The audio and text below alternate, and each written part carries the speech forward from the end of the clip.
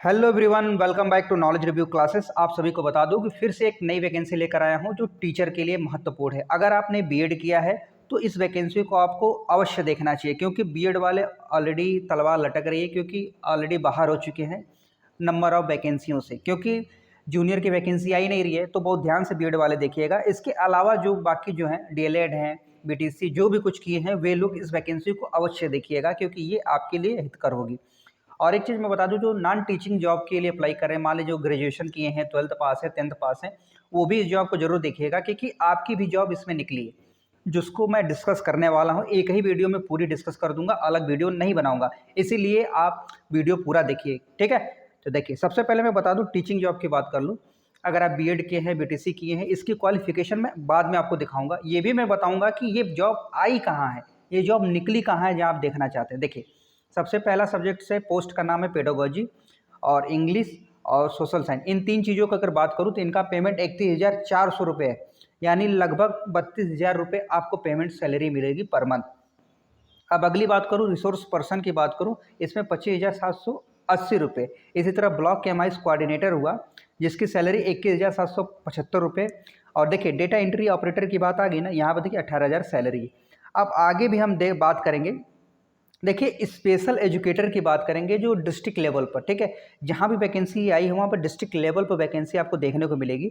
जैसे, अब बहुत ध्यान से सुनिएगा, क्योंकि आप टीचर बनना चाहते हैं तो हर चीज़ को सुनना समझना आवश्यक है। क्योंकि वीडियो में आप लोग करते क्या है कि 1-1.5 मिनट वीडियो देखते हैं, फिर स्किप कर देते हैं, बाद में कमेंट्स करते हैं कि सर इस वैकेंसी में क्या हम लोग एलिजिबल होंगे कि नहीं। क्योंकि वैकेंसी आप पूरा देखते नहीं है, इसलिए आप पूरा देखा कीजिए, वरना छोड़ देंगे तो कोई बात नहीं, लेकिन पूरा देखिए, क्योंकि हम वैकेंसी आपको ढूंढ कर लाते हैं, वही वैकेंसी लाते हैं जो मार्केट में चल रही है, यानी जेन्युइन हो, ठीक है। तो ये देखिए, स्पेशल एजुकेटर की बात किया जाए, सेकेंडरी की बात किया, मेंटल रिटार्डेशन के लिए बात किया, तो 27,000 पेमेंट इसका मिले, स्पेशल एजुकेटर मेंटल। अब ये देखिए, एलिमेंट्री की बात किया, एलिमेंट्री लेवल की बात किया जाए, 26,000 पेमेंट मिलेगी। इसी तरह special educator elementary visual impairment की बात किया जाए, 26,000। स्पेशल एजुकेटर और HI, जिसको हियरिंग इम्पेयरमेंट बोल, 26,000। तो ये सारी डिस्ट्रिक्ट लेवल पर वैकेंसियाँ आई हैं। अब हम बात करते हैं कि जो वैकेंसियाँ आई हैं उस वैकेंसी की क्वालिफिकेशन क्या होगी अगर मैं अप्लाई करूँ तो। आपकी सबसे प्रथम जो मुख्य होती है कि अगर सर आप बता रहे हैं तो हमें बताइए कि क्वालिफिकेशन क्या है, तभी हम ना अप्लाई कर पाएंगे। देखिए, अगर आप किसके लिए अप्लाई कर रहे हैं, ध्यान से देखिए, मैं आपको जो बताने वाला हूँ। देखिए, अगर आप इन चीज़ों के लिए अप्लाई कर रहे हैं, जैसे block resource person at BRC level पे, यानी सब्जेक्ट, ये 3 सब्जेक्ट्स होने चाहिए, पेडागोजी, सोशल साइंस, ठीक है यार, सोशल साइंस और इंग्लिश, ये 3 सब्जेक्ट्स से आपका ग्रेजुएशन कुछ है तो आप अप्लाई कर सकते हैं। ध्यान से देखिएगा क्या क्या है। देखिए यहाँ पर, अगर आपका बीए हो, बीएससी हो, बीकॉम हो, चलेगा। साथ में आपने 2 साल का डिप्लोमा कोर्स किया है, यानी बीटीसी किया है, डीएलएड किया है, कुछ भी किया है, तो आप वैलिड है अप्लाई करने के लिए। आ गया ना। अब दूसरा कंडीशन, अगर आपके पास ये कंडीशन मैच नहीं कर रहा है तो दूसरा कंडीशन पाते हैं क्या बोल रहा है। अगर आपने बीए या बीएससी या बीकॉम किया है 50% मार्क्स के साथ, और साथ में आपने 1 year and 1 year bachelor in education, यानी 1 साल का आपने बीएड किया है, तो भी आप एलिजिबल हो पाएंगे, 1 साल का बीएड किया है तो। लेकिन अब बात फंस जाती है कि जिस बंदे ने ग्रेजुएशन तो किया है, बीए किया है, को बहुत लोग होंगे बीएससी किए होंगे, बहुत लोग बीकॉम किए होंगे, लेकिन 1 साल का बीएड नहीं किए होंगे, तो अब उनके लिए अगला कंडीशन फिर इन्होंने बोला है कि अगर आपने बीए, बीएससी या बीकॉम कुछ भी किया है 45% मार्क्स के साथ, साथ में आपने 1 साल का बीएड किया है, वो भी एनसीटी के द्वारा, ठीक है, तो आप एलिजिबल हो पाएंगे अप्लाई करने के लिए। यानी जो बीएड किए हैं वो इस फॉर्म को भर सकते हैं। या फिर आपके पास अदर ऑप्शन, अगर आपने 12th पास किया है और 50% के साथ साथ में 4 साल का आपने बीईआई बीएड किया है, ठीक है, elementary education bachelor of elementary education किया है 4 साल, तो भी आप एलिजिबल है अप्लाई करने के लिए। या फिर आप सीनियर सेकेंडरी यानी 12th पास हुए हैं, साथ में आपने उसके बाद 4 साल का इंटीग्रेटेड कोर्स किया है, जिसमें बीए, बीएससी, बीएड, ये होता है ना, बीए बीएड होता है, बीए बीएड होता है, बीएससी बीएड होता है, या बीकॉम बीएड होता है, तो भी आप एलिजिबल है अप्लाई करने के लिए। यानी जो बीएड किए हुए कैंडिडेट हैं वो इस फॉर्म को भर सकते हैं। हालांकि इसमें और भी चीज़ें बोली गई है कि इसका एज मैक्सिमम क्या रखें अगर आप अप्लाई करते हैं, ठीक है, पेडागोजी या इंग्लिश या सोशल साइंस से किसी भी सब्जेक्ट से आपने क्या किया है, आपका ग्रेजुएशन कंप्लीट है, तो ही आप अप्लाई करिएगा। मैक्सिमम एज 35 साल रखा गया इनके द्वारा, तो बहुत ज़्यादा नहीं है, ठीक है। और एज रिलैक्सेशन आपको सेंट्रल गवर्नमेंट के द्वारा टाइम टू टाइम मिलता रहता है। हाँ, एक चीज़ और बोला गया है, आपका स्टेट का टेट क्वालिफाई होना चाहिए या फिर सी टेट। सी टेट आपका क्वालिफाइड होना चाहिए पेपर 1, अगर अप्लाई कर रहे हैं तो आप एलिजिबल हैं अप्लाई करने के लिए। हाँ, अब अगली बात कर लेते हैं वैकेंसी के बाद जो आई है, resource person for the CWSW at, ठीक है। सेकेंड, अगर इस वाले पोस्ट की बात करें, resource person for the CWSN at BRC में अप्लाई करने के लिए आप अगर देखेंगे तो एज तो 35 साल आपको पता ही चल गई, लेकिन ग्रेजुएशन के साथ आपने बीएड किया है, बीएड यानी स्पेशल एजुकेशन में आपने बीएड किया है तो ही आप एलिजिबल हो पाएंगे अप्लाई करने की। बहुत बच्चे स्पेशल में नहीं किए हैं, तो दूसरा कंडीशन क्या बोल रहा है, अगर आपने बीएड जनरल बीएड किया है, साथ में 1 साल का डिप्लोमा किया है स्पेशल एजुकेशन में, तो भी आप एलिजिबल अप्लाई करने के। या फिर तीसरा कंडीशन बोल रहा है कि बीएड किया है जनरल, 2 साल का डिप्लोमा स्पेशल एजुकेशन में किया तो भी एलिजिबल अप्लाई करने के लिए। या फिर बीएड के साथ साथ आप पीजी पीडी किया है तो भी एलिजिबल है, या फिर बीएड स्पेशल एजुकेशन के साथ पीजी पीसी किया है तो भी एलिजिबल है, या फिर ये सारे कंडीशंस आपको देखने को मिल रही, ठीक है।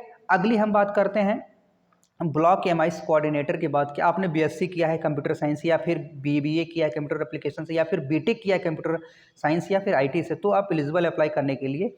ध्यान से सुनिएगा, ब्लॉक, ये देखिए डेटा एंट्री ऑपरेटर की अगर मैं बात करूँ तो यहाँ भी जॉब अच्छी खासी आई है, जिसको आप देखेंगे तो आपको समझ में आ जाएगा। जिसमें देखिए, इसमें देखिए बोला गया है 50% के साथ आपका ग्रेजुएशन होना चाहिए और आपको टाइपिंग आना चाहिए 35 वर्ड्स पर मिनट टाइपिंग। आपकी एज मैक्सिमम बोला गया 30 साल, तो इसमें एलिजिबल हो पाएंगे अप्लाई करने के लिए। अगला वैकेंसी है स्पेशल एजुकेटर की बात करूं, अगर मेंटल जो स्पेशल एजुकेटर है उनकी बात करूं, ग्रेजुएशन के साथ आपने बीएड किया है वो भी स्पेशल एजुकेशन में, तो आप एलिजिबल अप्लाई करने के लिए। तो बहुत ध्यान से देखिएगा इस सारे पैरामीटर को, क्योंकि आप ही के लिए मैं इस वैकेंसी को बना रहा हूँ, बता रहा हूँ, अदरवाइज़ मुझे ज़रूरत नहीं थी, क्योंकि ऑलरेडी मेरे पास और भी काम है जो करने के लिए। तो फिलहाल आपके लिए मैं ये वीडियो बना रहा हूँ, तो बहुत ध्यान से देखिए, क्योंकि आप पूरा वीडियो देखते नहीं। हाँ, एक चीज़ और बता दूँ कि इस वीडियो में मैं आपको ये चीज़ बता दूँ कि टेलीग्राम को ज्वाइन करना मत भूलिए, क्योंकि बहुत सारी इन्फॉर्मेशन जो है पीडीएफ में रह जाती है, जिसको टेलीग्राम पर ही आप पा सकते हैं। टेलीग्राम को ज्वाइन करना मत भूलिएगा। टेलीग्राम ज्वाइन करने के लिए आपको चैनल के अबाउट सेक्शन में जाना है, वहाँ पर टेलीग्राम लिंक मिलेगी, उसको ज्वाइन कर लीजिएगा, ठीक है। वहाँ पर सारी इन्फॉर्मेशन आपको प्रोवाइड कर दी जाएगी। हालांकि अब मैं बता दूँ आपको ये फॉर्म भरना कैसे है, ये जान लीजिए। देखिए, इस फॉर्म को भरना है, जो भी डिटेल होगी, अभी इसका फॉर्मेट दिखाऊंगा, इसको कहाँ भेजना है ये भी देख लीजिए। ये देखिए, हार्ड कॉपी सबमिट करनी है इनके ऑफिस पर, department education, 3rd floor, room number इतना, लेखा भवन, यहाँ पर आपको सबमिट करनी है 9 तारीख 21 तारीख तक, यानी 21 सितंबर तक आपको फॉर्म जमा कर देना है किसी भी हालत में। अब आप कहेंगे सर ये वैकेंसी आई कहाँ है, वो तो बताए नहीं यार, हमको वो भी बताऊँगा, ध्यान से सुनिएगा, ठीक है। और देखिए, ये वैकेंसी मैं बता दूं आई कहाँ है, क्योंकि आप ये बहुत परेशान होंगे। तो देखिए, ये वैकेंसी आपकी दादर नागर हवेली में आई हुई है, और अगर आप दादर नागर हवेली के आसपास के रहने वाले हैं या फिर अदर स्टेट के हैं, तब भी अप्लाई करिएगा, क्योंकि आज के डेट में ये सोचिए कि कोई मंच में, मतलब गुच्छे में वैकेंसियाँ आएँ 10,000, 40 लाख, 1 लाख, 1.5 लाख, तो पॉसिबल नहीं है। छोटी छोटी वैकेंसी आती है, डिफरेंट जगह आती है, तो आपको करना क्या है कि अप्लाई करना है, ठीक है। आधे से ज़्यादा बच्चे तो अप्लाई नहीं करते, जो अप्लाई नहीं करते तो उसको तो ऑलरेडी बाहर हो गए। आपको अप्लाई करना है, तब तक अप्लाई करना है जब तक आपकी जॉब लग न जाए, ठीक है। चाहे कोई भी वैकेंसी, अगर 1%, 0.0001% भी चांस हो, तब भी अप्लाई करना है, ठीक। चलिए, ये वैकेंसी बता दिया, दादर नागर हवेली में आई है। और एक चीज़ मैं बता दूं, इस वैकेंसी को सर्च कैसे करेंगे आप, क्योंकि आपको डाउट्स होगा सर हम सर्च कैसे करेंगे, वो भी सुन लीजिए। देखिए, आपको सर्च करने के लिए देखिए www.ddd.gov.in या dnh.gov, इस पर जाके आप सर्च कर सकते हैं, या इनमें से कोई भी। इसका लिंक हालांकि मैं डिस्क्रिप्शन में पिन कर दूंगा, और टेलीग्राम पर तो ऑलरेडी आपको मिल ही जाएगा। हाँ, अब इस फॉर्म का फॉर्मेट देख लीजिए जिसको आपको भरना है। ये फॉर्म का फॉर्मेट है, एप्लीकेशन फॉर द पोस्ट, जिस पोस्ट के लिए अप्लाई करना चाहते हैं, कौन सा सब्जेक्ट से, माने आपने पेडोलॉजी किया, पेडोलॉजी लिख लीजिए, या फिर आपने इंग्लिश से किया है ग्रेजुएशन तो इंग्लिश लिख लीजिए, या फिर आप सोशल साइंस से सोशल साइंस, यहाँ अपना फोटो चिपका दीजिएगा, आप अपना नाम लिखिएगा, फादर नेम, रेजिडेंट्स, और ये चीज़ें जो हैं आपको, ये चीज़ें देख रहे हैं, इसको, ये सारी चीज़ें आपको मेंशन करना होगा, इसकी कॉपी भी आपको सबमिट करनी होगी, ठीक है। ये सारी चीज़ें जो भी कैंडिडेट्स ये इसके साथ देख लीजिएगा, इसके साथ अटेस्टेड करके सबमिट करना होगा आपको इनके बताए हुए पते पर, ठीक है। और एक चीज़ मैं बता दूं, ये जो इन्फॉर्मेशन मैं बता रहा हूँ, इसको आपको एलिजिबिलिटी आप चेक कर लीजिएगा, आप एलिजिबल है। एक चीज़ ध्यान रखिएगा कि आप कई पोस्ट के लिए एलिजिबल होंगे, तो हर पोस्ट के लिए अलग अलग फॉर्म भरना होगा, ये नहीं कि एक ही में सब भर दें। अलग अलग, मान लें कि आप डेटा एंट्री के लिए भी अप्लाई करना चाहते हैं, मान लें कि बहुत बच्चे ऐसे होंगे जो सोशल साइंस से ग्रेजुएशन किए होंगे, बहुत सारे बच्चे ऐसे भी होंगे जो इंग्लिश से भी किए होंगे। तो अगर आप एक से ज़्यादा पोस्ट के लिए अप्लाई कर रहे हैं तो सेपरेट फॉर्म भरिएगा, अलग अलग उसको हार्ड कॉपी सबमिट कर दीजिएगा। अगर आप दादर नगर के रहने वाले हैं तो कमेंट्स करके जरूर बताइएगा कि सर हम यहाँ के। अगर अदर स्टेट वाले हैं, अगर अप्लाई करना चाहते हैं तो कोई बात नहीं, आप अप्लाई कर सकते हैं, कोई इशू नहीं है, ठीक है। और फॉर्म आप भर लीजिएगा। हाँ, हालांकि मैं इसका पूरी डिटेल्स आपको टेलीग्राम पर प्रोवाइड कर दूंगा, अगर कोई डाउट्स हो तो कमेंट करके पूछ लीजिए।